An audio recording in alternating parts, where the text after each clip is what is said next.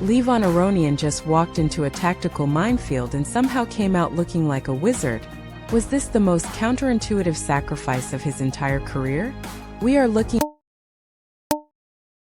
Knight f3.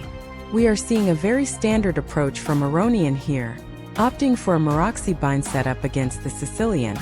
By playing c4 early, white effectively clamps down on the d5 square. It is all about controlling the center and preventing black from generating dynamic counterplay. This is the hallmark of positional chess, squeezing the life out of your opponent before they even get a chance to breathe.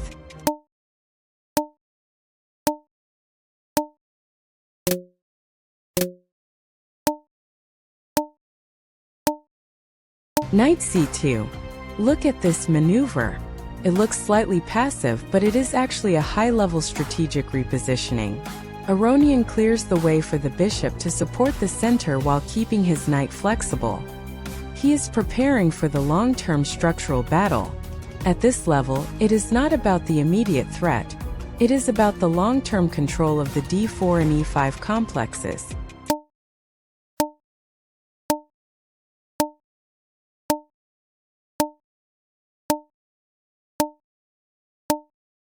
Bishop h6. This is the thematic idea. Aronian is trying to trade off the dark squared bishop, which is often the pride of the Sicilian defense. By removing this piece, white weakens the dark squares around the black king. If Van Foreest ignores this, he faces significant long-term structural weaknesses. The tension is absolutely palpable here as both players begin their maneuverings. Bishop takes c3. Van Foreest realizes he cannot allow the bishop to dominate the long diagonal uncontested. He trades, but this opens up his own king position if he is not careful. This sequence is a masterclass in tactical calculation. Every trade must be evaluated for how it alters the pawn structure. The pressure is mounting rapidly. Bishop takes f8. And now the exchange. Aronian initiates a sequence that leads to an incredibly weird material imbalance. By giving up the bishop for the rook, he is banking on the fact that the minor pieces will be more effective than a rook in this specific, closed to semi-open structure. This is high-level intuition at play, recognizing that the material count is just a number compared to the activity of your pieces. Bishop takes d8. Total chaos. We have a complete mess on the board. The position is fundamentally changed, and both players are now playing from scratch. Van Foreest is trying to reorganize his pieces, while Aronian is looking to capitalize on his structural advantages. This is where the game is won or lost.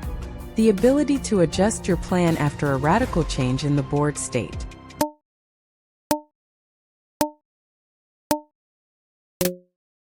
Rook b6.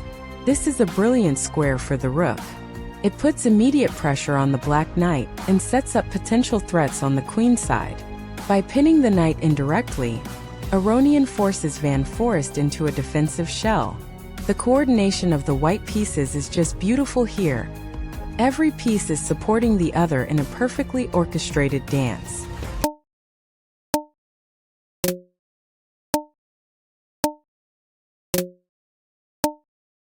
Bishop takes c6, clearing the path. Aronian is liquidating into a winning endgame. By removing the defender of the d5 square and weakening the pawn structure, he is essentially narrowing down the path to victory.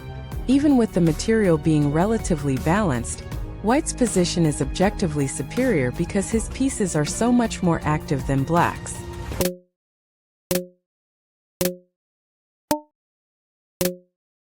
Bishop takes e5. A simple, clinical execution.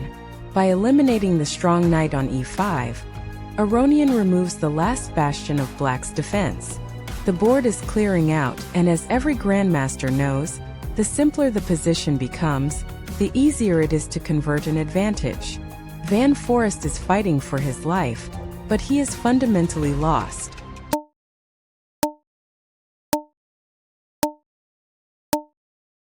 Rook takes e8. Check. Van Foreest is forced to recapture with the bishop. This trade is perfect for Aronian because it simplifies the game into a favorable ending where his superior piece activity and better pawn structure allow him to dictate the tempo completely. There is no coming back from this type of positional squeeze.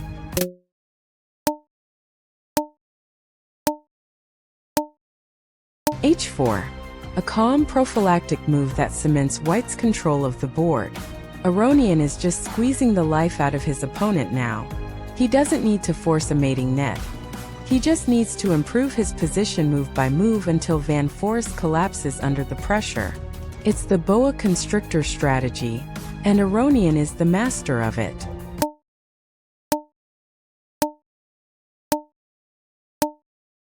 Rook b8. Check. Van Forest finally has nowhere left to hide. This is the end of the line.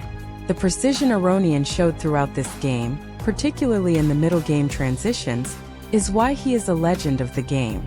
A clinical, instructional win that reminds us why we love this sport. What an incredible display of positional dominance by Aronian. He showed us that you don't always need a direct attack to dismantle a world-class player. Sometimes, you just need a superior plan and the patience to execute it. Make sure to hit that like button and subscribe to Chess 64 Elite Academy right now for more elite chess content.